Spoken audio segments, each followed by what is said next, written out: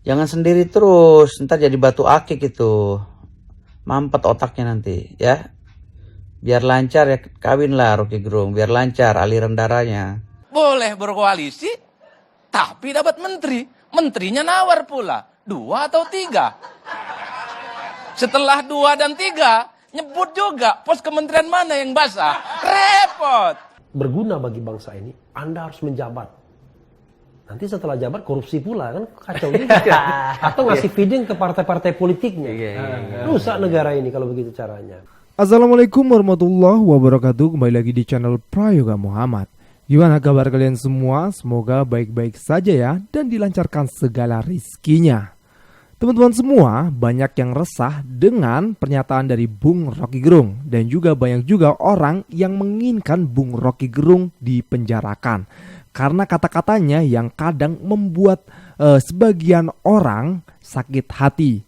Apalagi orang-orang yang pro dengan pemerintah ya.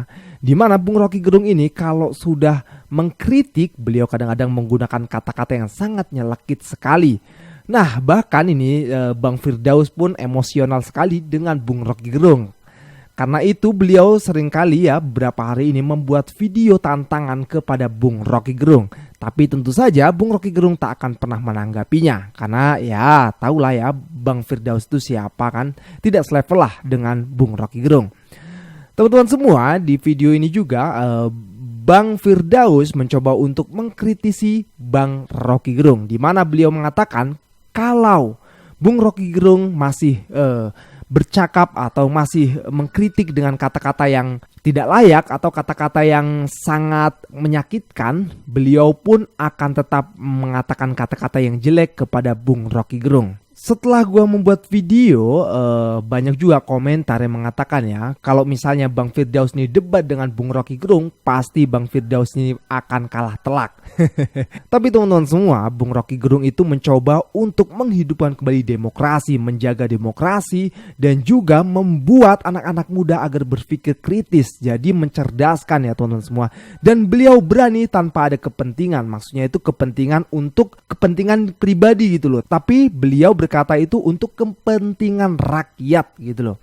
Dan juga banyak yang mengatakan kenapa Bung Rocky Gerung tidak bisa dipenjarakan. Nanti akan ada penjelasan juga ya. Dan tidak hanya itu teman-teman semua, kita nanti akan membahas tentang politik bagaimana kok sekarang ini kayaknya aneh gitu loh. Yang kemarin ideologinya perubahan malah sekarang justru bergabung dengan pemerintah. Dan nanti juga akan dijelaskan oleh Bung Refli Harun. Oke teman-teman semua, langsung aja kita lihat videonya.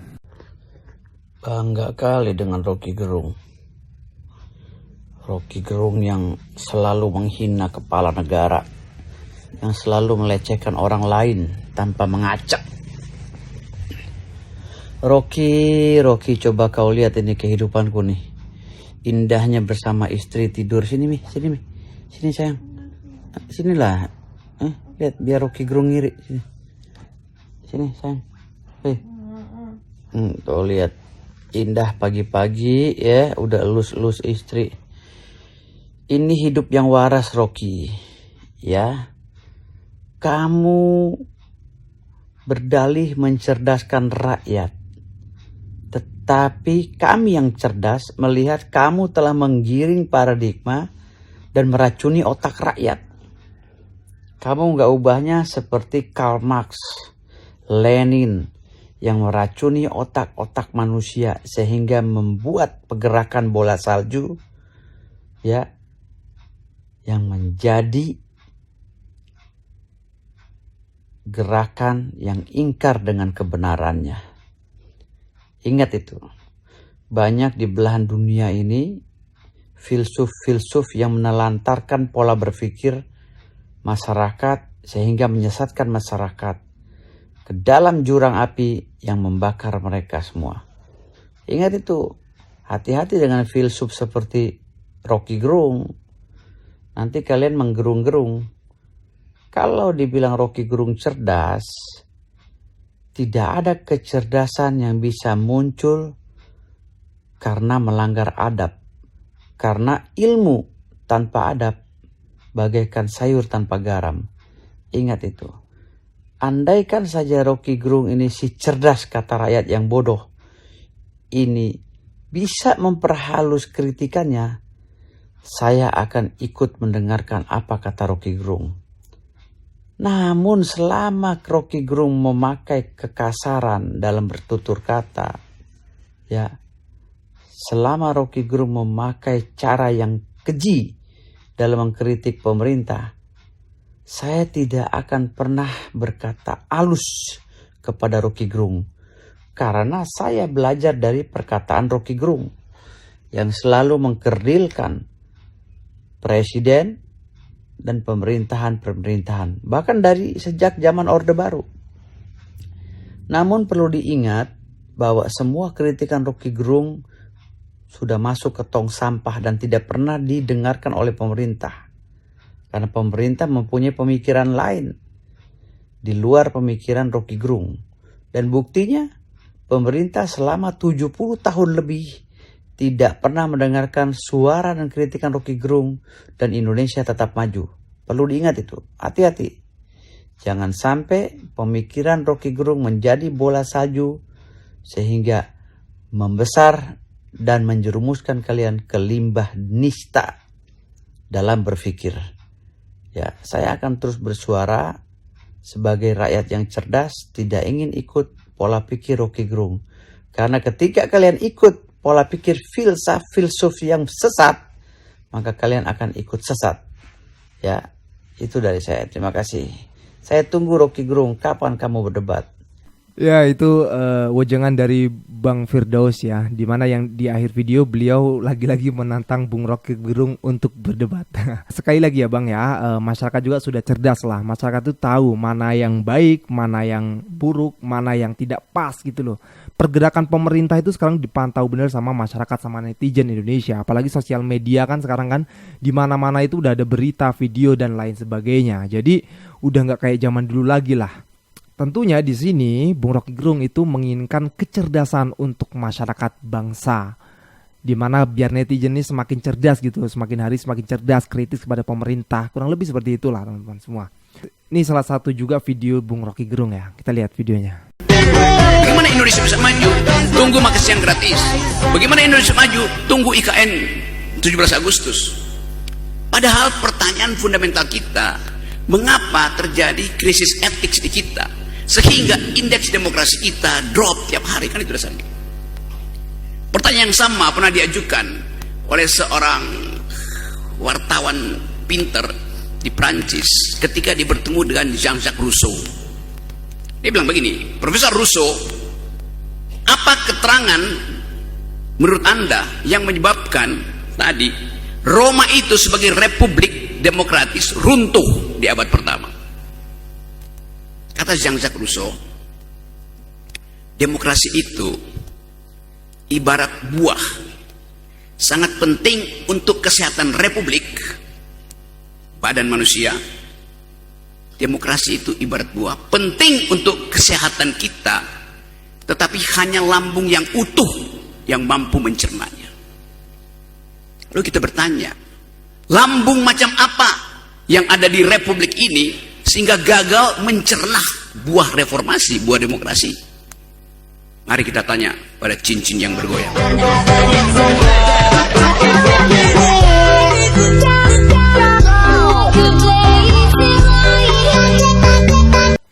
Masih dicincin juga ya teman-teman semua. Lihat Bung Rocky Gerung. Ini analogi dari Bung Rocky Gerung ya, mengenai demokrasi ya. Inilah beliau. Kalau beliau itu kata-katanya jelek dan masuk ke dalam tong sampah, tentu tidak banyak orang yang ingin mengundang beliau. Beliau loh banyak sekali undangan untuk menjadi pembicara dari kalangan mahasiswa, bahkan dari partai-partai pun mengundang beliau untuk menjadi pembicara. Jadi beda jauh lah ya kalau sama Bang Firdaus. Sorry nih Bang. Lalu bagaimana sih kok Bung Rocky Gerung sulit banget untuk ditangkap? Ini penjelasannya. Nah, ada dua pertanyaan. Rocky Gerung mengatakan saya tidak menghina Pak Jokowi selaku pribadi.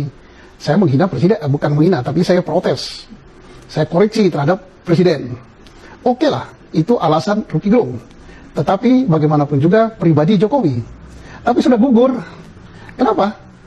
Delik itu adalah delik aduan. Harus Pak Jokowi sendiri yang ngadu. Bukan delik laporan, dia ngadu. Nggak boleh orang lain. Dan Jokowi udah jelas mengatakan, itu masalah kecil lah, nggak saya urusi, yang penting saya kerja. Berarti udah selesai. Nah, timbullah banyak yang kepanasan, entah kepanasan panas benar, entah kepanasan ingin cari apalah kepada presiden gitu kan. Tapi jelas juga bisa dihukum lah gitu kan. Tapi ada juga yang, bisa itu dihukum, itu sudah meresahkan, sudah begini. Itu kan tafsir. Hukum itu nggak bisa main tafsir gitu. Nanti dikira kriminalisasi. Tapi ada juga yang nggak puas, kan bisa dijerat dengan undang-undang ITE. Itu kan undang-undang keranjang sampah. Nanti pasti reaksi orang kalau dipakai undang-undang itu adalah mencari-cari dan kriminalisasi.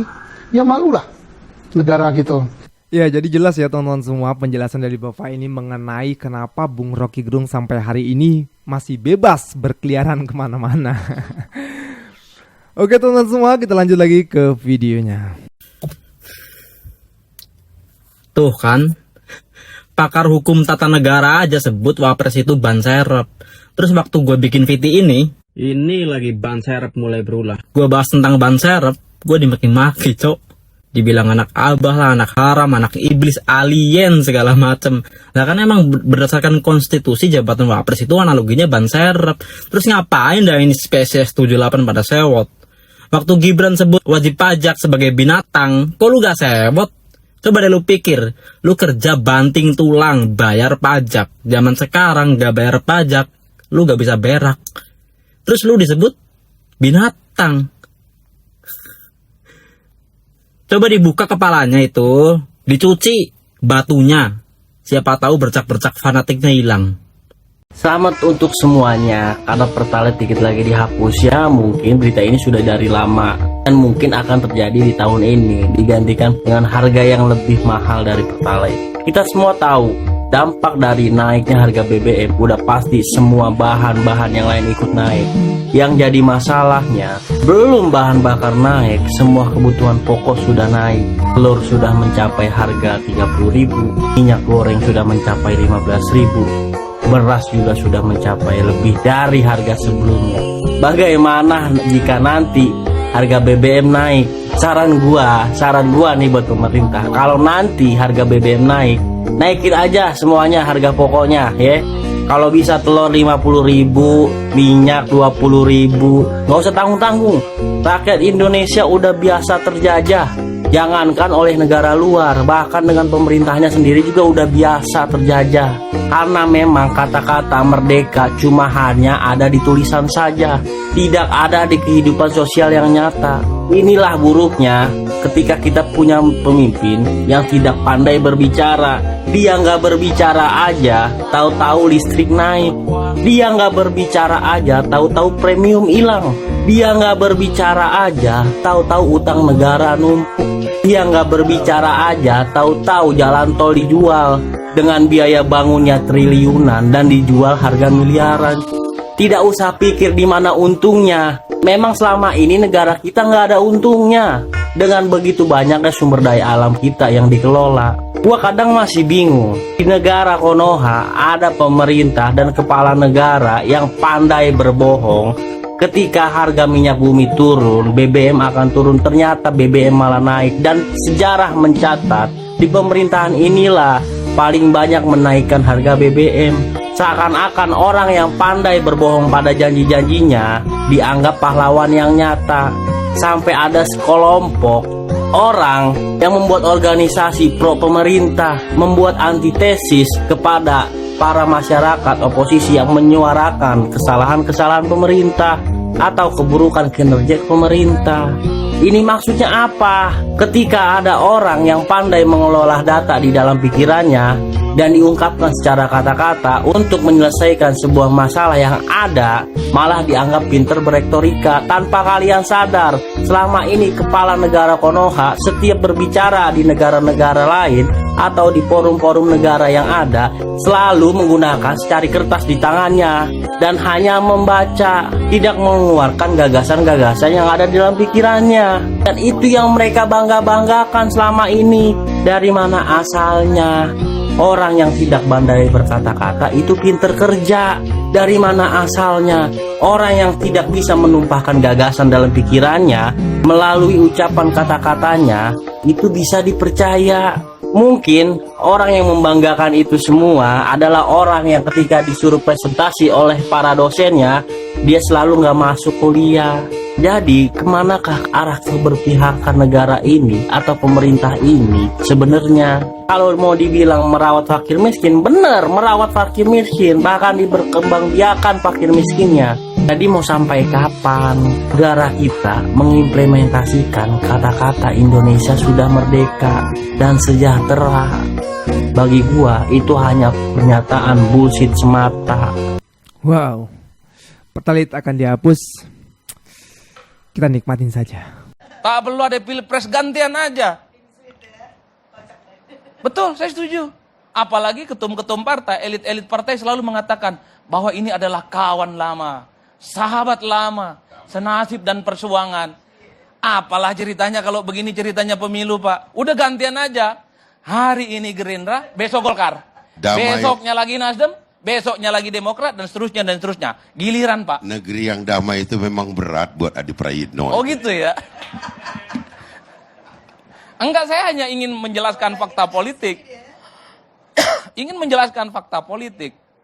Artinya yang ingin saya katakan adalah, kalaupun toh terpaksa ingin berkoalisi dan mengajak partai politik yang kalah, enggak perlu disembunyikan dong. Oke, siap berkoalisi dengan Prabowo dan Gibran. Dan siap jadi menteri. Apa salahnya? Itu aja, nggak perlu atas nama kebangsaan, kerakyatan, rekonsiliasi.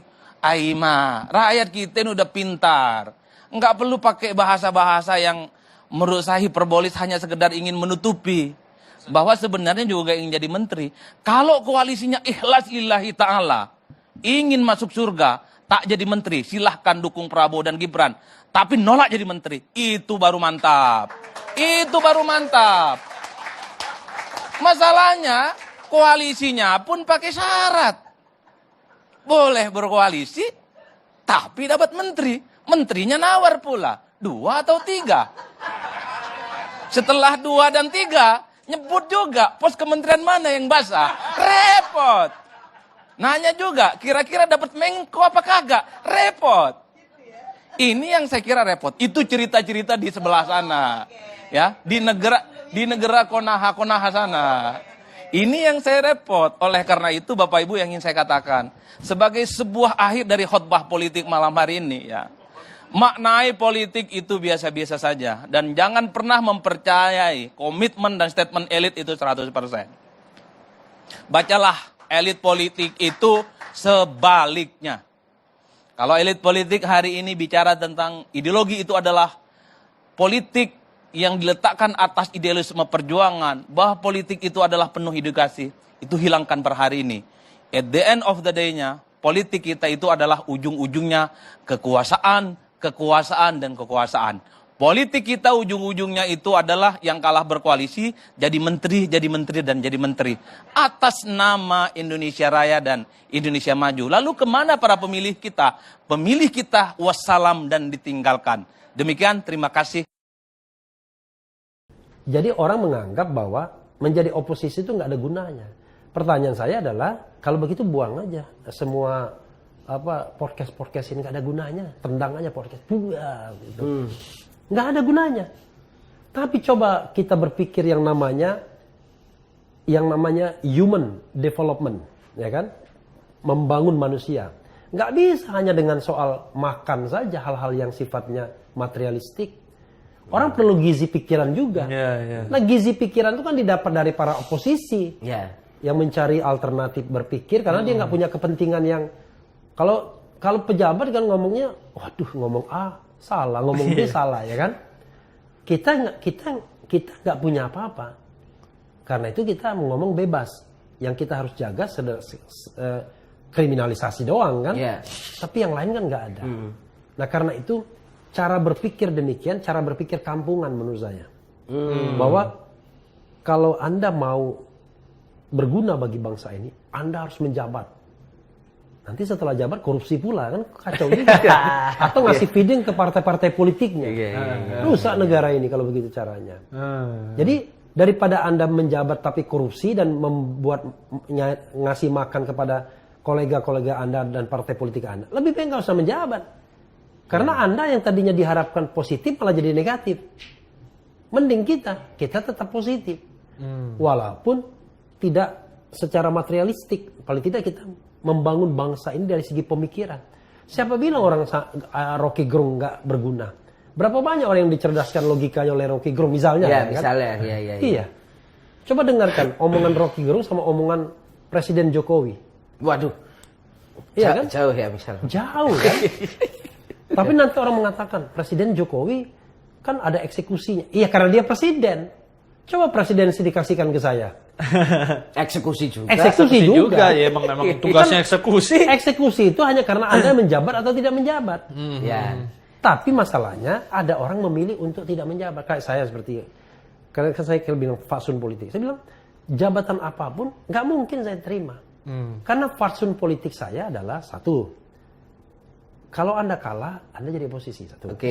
Yang kedua, wah lebih gawat lagi nih. Dimensinya vertikal. Saya punya sikap haram hukumnya kita mengendorse pemerintahan yang diperoleh dengan cara curang. Wah lebih gawat lagi itu.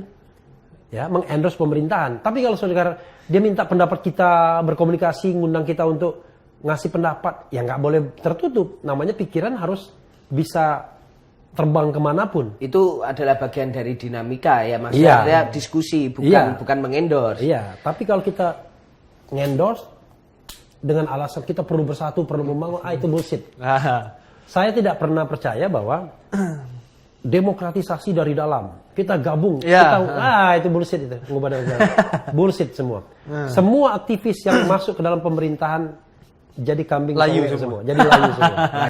Ya benar sekali ya apa yang dikatakan oleh Bung Refli Harun. Makanya gue juga respect dengan beliau ya, yang tegas, lugas, dan juga penuh dengan semangat gitu loh, membara menjadi oposisi. Mantap lah benar kata beliau ya, kalau kalah itu ya sudah jadi oposisi aja, nggak usah malah justru merapat. Apalagi kemarin yang kalah itu mengatakan bahwasanya yang menang itu curang, malah sekarang ikut-ikut gabung. Kan lucu ini, konyol banget ini ya kan. Oke teman-teman semua, gue rasa cukup lah ya.